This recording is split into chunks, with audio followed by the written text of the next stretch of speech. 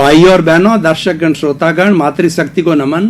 खास, विशेष, चित्त समाधि देने वाला, रोम रोम को पुलकित करने वाला, आनंद से सरोबार करने वाला, व्यक्तित्व विकास करने वाला, बच्चों को, युवाओं को, वरिष्ठ नागरिकों को, सभी को अच्छे संस्कार देने वाला, अच्छे गुण बताने वाला, विनय पैदा करने वाला, गिरते हुए मानवीय मूल्यों की पुनर्स्थापना करने वाला कार्यक्रम में आपका हार्दिक स्वागत है, अभिनंदन है, सत्कार है। कार्यक्रम में हम प्रतिदिन नए नए विषयों के साथ प्रवेश होते हैं। हर विषय शोध परख होता है, गहराई लिए होता है और हर एक के अंदर कुछ न कुछ अच्छाई होती है, कुछ न कुछ शिक्षा होती है। हर विषय व्यक्ति को बदलने के बारे में शिक्षा देता है, जानकारी देता है। इसी क्रम में आज का हमारा बहुत ही व्यक्ति के बदलने का सुंदर सूत्र हम आपको प्रस्तुत करने जा रहे हैं। तो आज का विषय है दूसरों के गुण देखें। भाई और बहनों, दर्शकगण, श्रोतागण, बहुत ही सुंदर विषय है। इस पर घंटों घंटों बात की जा सकती है। देखिए, गुण और दोष दो चीजें होती है। गुण क्या कहा जाता है? किसी व्यक्ति के अंदर अच्छी बातें, अच्छाइयाँ, विवेक की बातें, जिस व्यक्ति के अंदर चरित्रवान होता है वह गुणी व्यक्ति होता है, और जिसके अंदर बुराइयां होता है, अपराधी होता है, शराबी होता है, लुटेरा होता है, चोर होता है, वह दोषी व्यक्ति कहलाता है, वो अवगुणी व्यक्ति कहलाता है। तो दोष एक तरह से पाप हुआ और गुण एक तरह से पुण्य हो गया। लेकिन ये पूर्व पश्चिम है, इनके अंदर रात और दिन का अंतर है। इसके अंदर हमारी भारतीय संस्कृति के अंदर तीन बातें आती है: ज्ञेय, हेय और उपादेय। ज्ञेय का अर्थ होता है गुण को भी देखो और दोष को भी देखो, उसको सबको जानो। इस दुनिया के अंदर सब चीज जानने योग्य है, जानवा योग्य है, उसको कहा जाता है ज्ञेय। जानने के बाद में अपना विवेक लगाओ, अपना कॉमन सेंस लगाओ। अच्छा क्या है, बुरा क्या है, अच्छा ग्रहण करना है, उसको उपादेय कहते हैं। यानी गुणों को ग्रहण करना उपादेय है और दोषों को छोड़ना है, वो हेय है। जो व्यक्ति गुणों को ग्रहण करता जाता है वह गुणी बन जाता है, वो गुणवान हो जाता है, चरित्रवान हो जाता है, पूजनीय हो जाता है, वंदनीय हो जाता है, स्तुत्य हो जाता है और इस चराचर जगत का एक आइडियल व्यक्ति बन जाता है गुणों के कारण। और एक व्यक्ति दोष में चला जाता है, अपराध करने लग जाता है, मिलावट करता है, आतंकवादी बन जाता है, चोरी करता है, डकैती करता है, शर और अय्याशी करता है। ऐसे करते करते वो दोषी हो जाता है और वह व्यक्ति धीरे धीरे स्वयं की नजर से गिर जाता है, परिवार की नजर से गिर जाता है। ऐसे व्यक्ति का कोई सम्मान नहीं होता है। हमने मनुष्य जीवन प्राप्त किया है। मनुष्य जीवन बहुत दुर्लभ है। इस चराचर जगत के अंदर सर्वश्रेष्ठ प्राणी जो है वो मनुष्य है, क्योंकि मनुष्य के पास में सशक्त 5 इंद्रियां हैं और एक कल्पनाशील मन है और उसके बाद के अंदर न्याय करने वाली बुद्धि है। बुद्धि के ऊपर जो है हमारे पास प्रज्ञा है, वो विवेक जागृत करती है और सबको संचालित करने वाली हमारे भीतर विराजमान शुद्ध आत्मा भगवान है, जो पूर्ण रूप से विकसित है। और ये मनुष्य का जीवन, मनुष्य का शरीर ही शुद्ध आत्मा भगवान बनता है, सिद्धि को प्राप्त होता है, सिद्ध बुद्ध मुक्त बनता है और वो ब्रह्मा, विष्णु, महेश, महावीर, राम और कृष्ण बनने वाला ये मनुष्य है। एक साधारण प्राणी या दूसरा कोई भी पशु पक्षी जो है इस स्तर तक नहीं पहुंच सकता। ये हमारे इस मनुष्य जीवन की बड़ी विशेषता है। और ये विशेषता क्यों होती है? क्योंकि हम गुण और दोष का भेद जानते हैं और भेद जान करके बाद में दोषों को छोड़ते जाते हैं और गुणों को ग्रहण करते जाते हैं। तो इसीलिए हम गुणी बन जाते हैं। अब जहां तक दोष का सवाल है कि हमारी ये जो आत्मा है वो जन्म जन्मांतर से 84 लाख जीवा योनि के अंदर कई कई भवों से भटक रही है और कई कई जन्म धारण कर लिए हैं।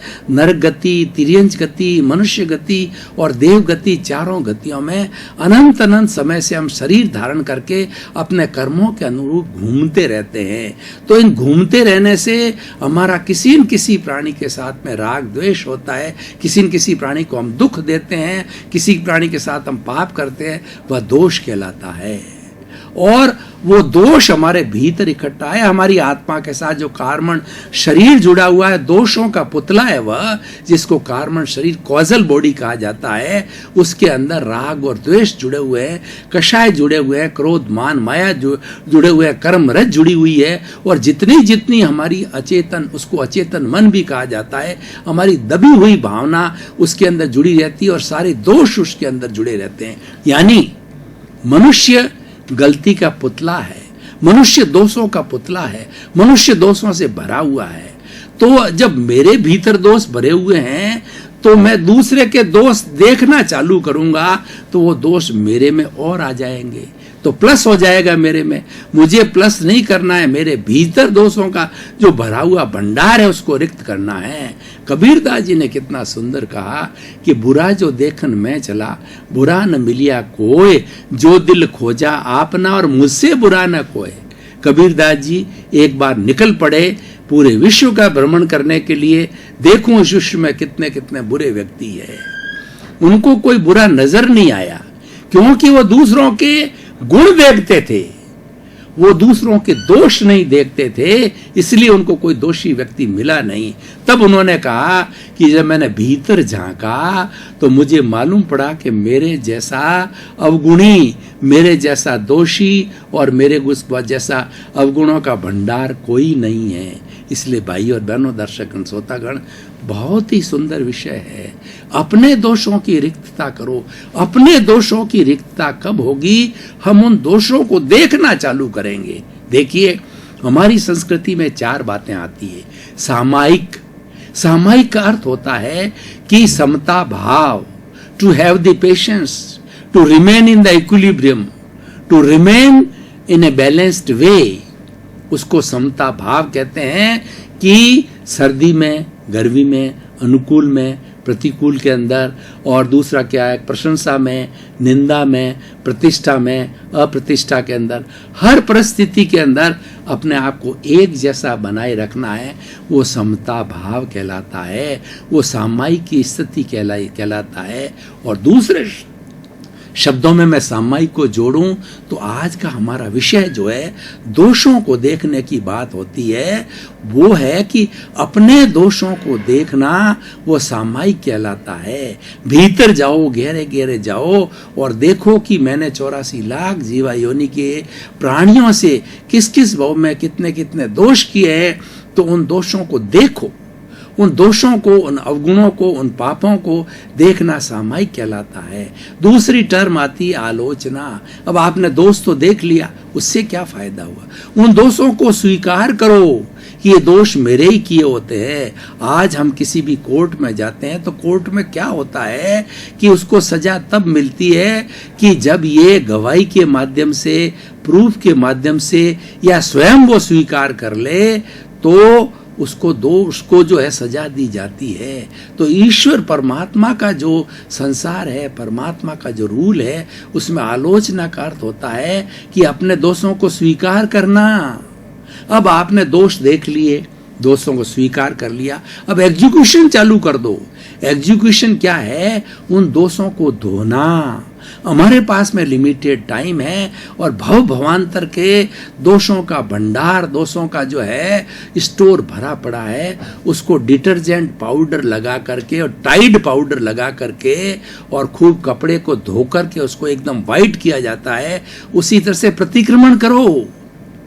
अतिक्रमण किया है हमने, लोगों के साथ बुरा व्यवहार किया है, वो अतिक्रमण हुआ है। अतिक्रमण का मतलब होता है ज्यादती की है, तो उसका प्रतिक्रमण करो, वापस लौटो, उस ज्यादती के लिए क्षमा याचना करो, सॉरी फील करो, प्रायश्चित करो और भीतर ये कहो कि हे ईश्वर, मैंने बहुत दोष किए हैं, सभी दोषों का मैं प्रायश्चित करता हूँ।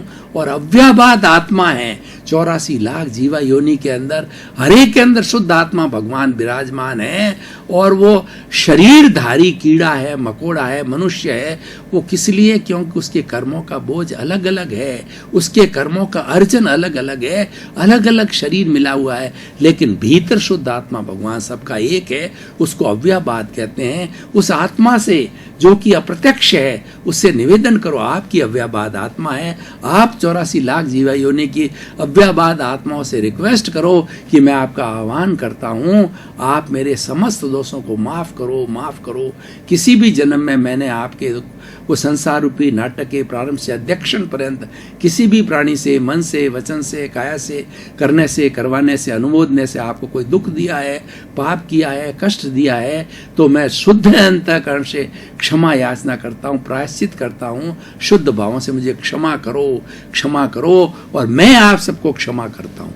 गिव एंड टेक चालू करो, पहले आप सब क्षमा करो। Charity begins from home. पहले कोई भी कार्य होता है अपने स्वयं से स्टार्ट करता है। आप सबको क्षमा कर दो। क्षमा वीरस्य भूषणम।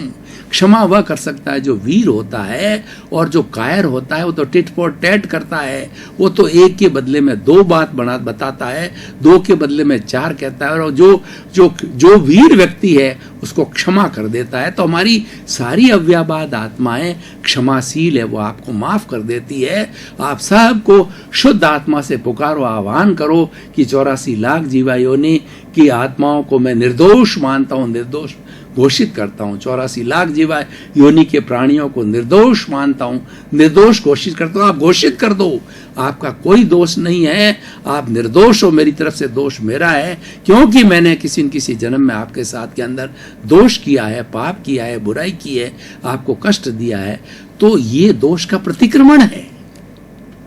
जितना जितना हम प्रतिक्रमण करेंगे उतनी उतनी शुद्धि स्टार्ट होगी, और जितना सच्चे मन से करेंगे, शुद्ध आत्मा से करेंगे, अंतर्भावों से करेंगे, अंदर रियलाइज होकर के करेंगे कि नहीं वास्तव मैंने गलती की है, प्रत्यक्ष हुई है चाहे अप्रत्यक्ष हुई है, दोनों का प्रतिक्रमण करना चाहिए।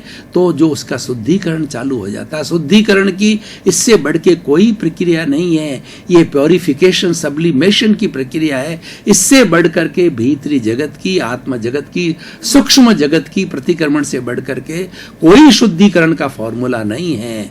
तो सामायिक आलोचना, प्रतिकरण और प्रतिक्रमण कभी भी किया जा सकता है। जब मन में आवे, आप ट्रेन में हैं, सो रहे हैं, आप बैठे हैं, आप चल रहे हैं, आपको याद आ गया कि मेरा किसी के साथ में बुरा व्यवहार हुआ है, तुरंत क्षमा याचना कर दो। उसकी शुद्ध आत्मा भगवान की साक्षी मान, उसका नाम लेके उसकी साक्षी मान करके मैंने आपके साथ में बुरा व्यवहार किया, मुझे क्षमा करो। जो ही आपकी आत्मा ने ये आप बात बोली, उसकी आत्मा तक पहुंच जाती है और आत्मा आपको क्षमा कर देती है। आपके भावना शुद्ध होनी चाहिए, आपके भाव शुद्ध होने चाहिए, तो आपको क्षमा मिल जाती है। तो प्रतिक्रमण कभी भी किया जा सकता है। और एक होता है सामायिक आलोचना, प्रतिक्रमण और प्रत्याख्यान।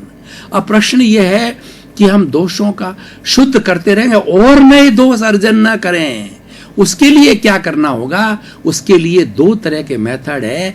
एक तो मेथड ये प्रत्याख्यान करो, त्याग करो, कि प्रभु से जो है प्रार्थना करो कि हे मेरे भीतर विराजमान शुद्ध आत्मा भगवान, आप मुझे ऐसी शक्ति दो कि मेरे फिर से किसी भी प्राणी से मैं दोष नहीं करूं, किसी प्राणी को पाप नहीं करूं, किसी प्राणी को जो है कष्ट नहीं दूं, प्राप्त मन वचन का ऐसे जगत के किसी भी प्राणी को किंचित मात्र भी दुख ना हो, दुख ना हो, ये बार बार चिंतन करो। एक तरीका ये होता है। दूसरा तरीका जो आज का हमारा विषय है, दूसरों के गुण देखो।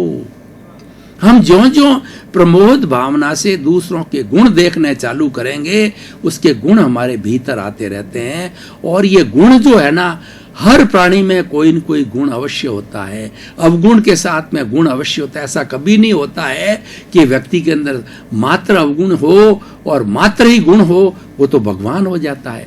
भगवान के अंदर अवगुण होते नहीं हैं, केवल गुण ही गुण होते हैं। भगवान को छोड़ करके मनुष्य मात्र में या 84 लाख जीवा योनि के हर प्राणी के अंदर गुण और अवगुण दोनों होते हैं। अब क्या है, परसेंटेज गुण की ज्यादा हो सकती है, अवगुण की कम हो सकती है। जिसके अवगुण की जो है परसेंटेज कम होता है वो व्यक्ति अवगुणी होता है, और जिसके जो है वो दोष की संख्या होती है वो अवगुणी होता है, और जिसके गुण की संख्या ज्यादा होती है, परसेंटेज ज्यादा होती है, वो गुणी व्यक्ति होता है, वो चरित्रवान व्यक्ति होता है। तो भाइयों और बहनों, आज का हमारा जो एपिसोड है वो ये दूसरों के गुण देखो, बहुत ही सुंदर विषय है कि हर व्यक्ति में गुण होते हैं। मैं आपको एक उदाहरण के द्वारा बताना चाहता हूं। महाभारत का उदाहरण है कि एक कुत्ते का जो शव है वो किसी ने गिरा दिया था। मेन जो रास्ता था, रास्ते के ऊपर गिरा था, और वो कई दिनों से पड़ा हुआ सड़ रहा था। उस रास्ते से भीष्म पितामह निकले, उस रास्ते से द्रोणाचार्य गुरु निकले, उस रास्ते से कर्ण निकले, और बड़े बड़े दिग्गज उस रास्ते से निकले, और हरेक ने उस पर रिएक्ट किया।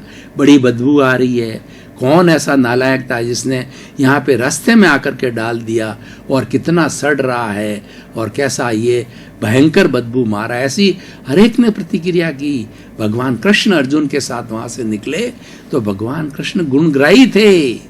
वो दूसरों के गुण देखते थे, अवगुण नहीं देखते थे। उन्होंने तुरंत कहा, अर्जुन देखो इस कुत्ते के कितने दांत जो है ना, कितने चांदी की तरह वाइट चमक रहे हैं।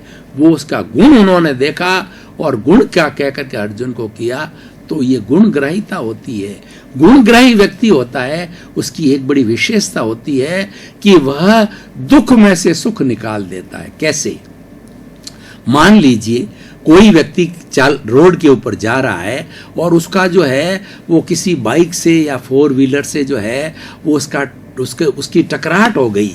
तो टकराव होने से उसके बाइक के लग गई, और थोड़ी बहुत खरोंच उसके खुद की आ गई। तो अब देखिए कि इसमें 2 बातें हैं।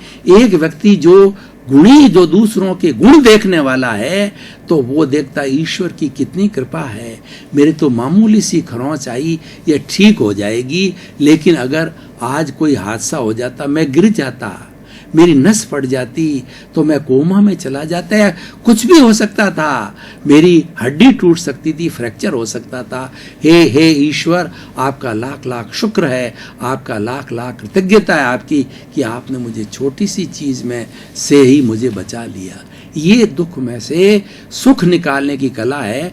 और एक व्यक्ति इस बात को दूसरे रूप में प्रस्तुत करता है। कितना बदमाश व्यक्ति है, उसे लड़ाई करता है, झगड़ा करता है, तुमने मुझे ये तोड़ दिया, वो तोड़ दिया, हाय मेरे लग गई, और घर में जाकर के चिल्लाता रहता है, सेक कराता है, मेरे तकलीफ हो गई, दर्द हो गया, ये हो गया। तो वो क्या करता है कि वो दुख की बात करता है। तो इस तरीके से संसार की, इस जगत के अंदर हमारे साथ में हर क्षण सुख और दुख जुड़ा हुआ रहता है। ये चेन है, ये साइकिल है, ये रात और दिन की तरह चलते रहते हैं। एक सुख के बाद के अंदर दूसरा दुख आता है, दुख के बाद सुख आता है। क्यों? कि प्रकृति का नियम है, हर संयोग के साथ वियोग जुड़ा हुआ है। दुख हमेशा नहीं रहता है, सुख हमेशा नहीं रहता है। उस हमेशा को, शाश्वत को प्राप्त करने के लिए हम सिद्धि को प्राप्त करना चाहते हैं, सिद्ध बुद्ध मुक्त होना चाहते हैं, जिसको मोक्ष कहा जाता है। वो बहुत बाद की स्टेज है। तो भाई और बहनों, दर्शकगण, श्रोतागण, हमारे पुनरुत्थान कार्यक्रम का जैसी परंपरा है, हर हम एपिसोड को कसौटी पर कसते हैं और ये जानने की कोशिश करते हैं कि हमारा ये विषय जो है वो प्रासंगिक है कि नहीं, समसामयिक है कि नहीं है, इसके अंदर कुछ पोटेंशियलिटी है कि नहीं है लोगों को शिक्षा देने की। तो मैं कहना चाहूंगा, अगर व्यक्ति नियम बना ले कि मैं स्वयं के अवगुण देखूंगा और दूसरों के गुण देखूंगा, तो वह व्यक्ति पूरे जीवन भर कभी दुखी नहीं हो सकता, और वह व्यक्ति सबका प्रिय बन जाएगा, लाडला बन जाएगा, और सब लोग उसको चाहेंगे, क्योंकि वो तो गुणग्राही है, वो प्रमोद भावना करने वाला है,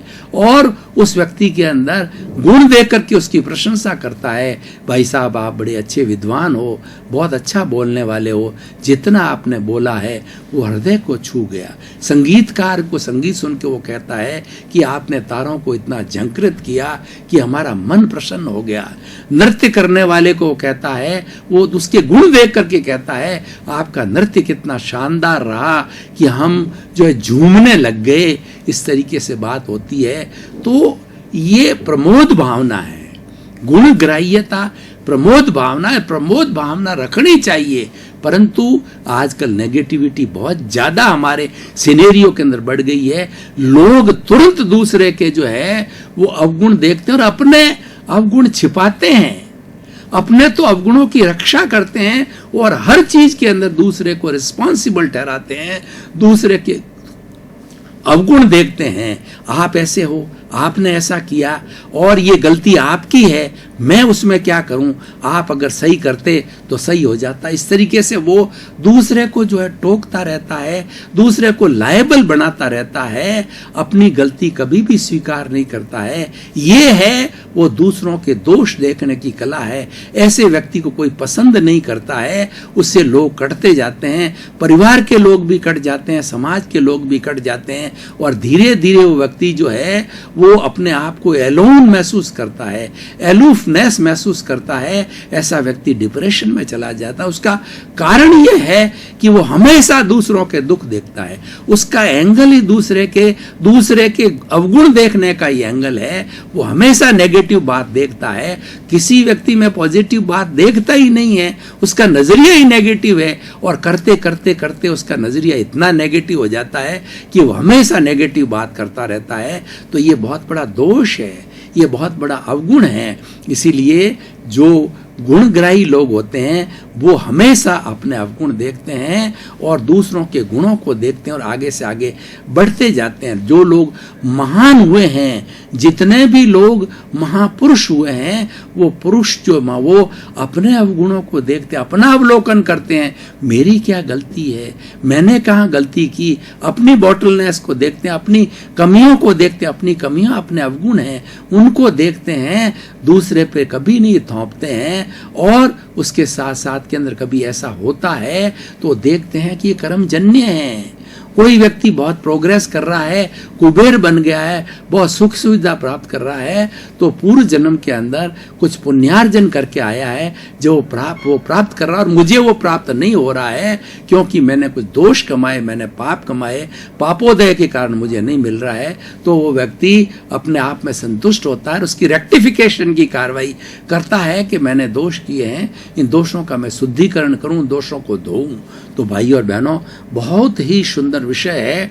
इस सुंदर विषय को हमने जीवन में आत्मसात करना चाहिए। जब तक कोई भी चीज गले से नीचे नहीं उतरती है तब तक चीज प्रभावशाली नहीं होती है। आपके हाथ में टैबलेट है, आपने टैबलेट मुंह में डाल के पानी से नीचे नहीं निकला तो वो टैबलेट जो है हमारे जहाँ पर पेन है या कोई भी चीज को ठीक नहीं कर सकती। ठीक करने के लिए टैबलेट, हमारे प्रेस्क्राइब टैबलेट जो डॉक्टर के द्वारा दी गई है, हमारे भीतर जानी चाहिए। तो इसीलिए इस अपने दूसरों के गुणों को ग्रहण करना, ये आत्मसात होना चाहिए, हृदयंगम होना चाहिए और हमारे भीतर बनना चाहिए। इसीलिए हमें अपने आप के अंदर अपनी आदतों में, अपनी सोच में परिवर्तन करना पड़ेगा। हमारी सोच को पॉजिटिव करना पड़ेगा। हमारी सोच के अंदर जो नेगेटिविटी है उसको दूर करना पड़ेगा। और नेगेटिविटी कब आती है? जब व्यक्ति दूसरों के दोष देखता है। दर्शकगण, श्रोतागण, भाई और बहनों, कार्यक्रम को हमेशा देखते रहिए। आप पाएंगे कार्यक्रम में प्रतिदिन हमें कुछ न कुछ नया मिल रहा है, कुछ न कुछ खुराक मिल रही है, कुछ न कुछ आत्मसात करने के लिए, हृदयंगम करने के लिए टिप्स मिल रहे हैं। अगर आपने एक भी टिप अपने जीवन में धारण कर लिया और वह भी पूरा आधा घंटा आपको समझा करके उस गुण के बारे में बताया जाता है, कार्यक्रम की तरफ से ये मंगल भावना करते हैं कि आपका जीवन आनंदमय हो, मंगलमय हो, सुखमय हो और खूब आप अपने परिवार के साथ साथ जो है शतायु होकर के समाज की सेवा करें, परोपकार करें और अपने जीवन का कल्याण करें, जीवन को धन्य बनाएं।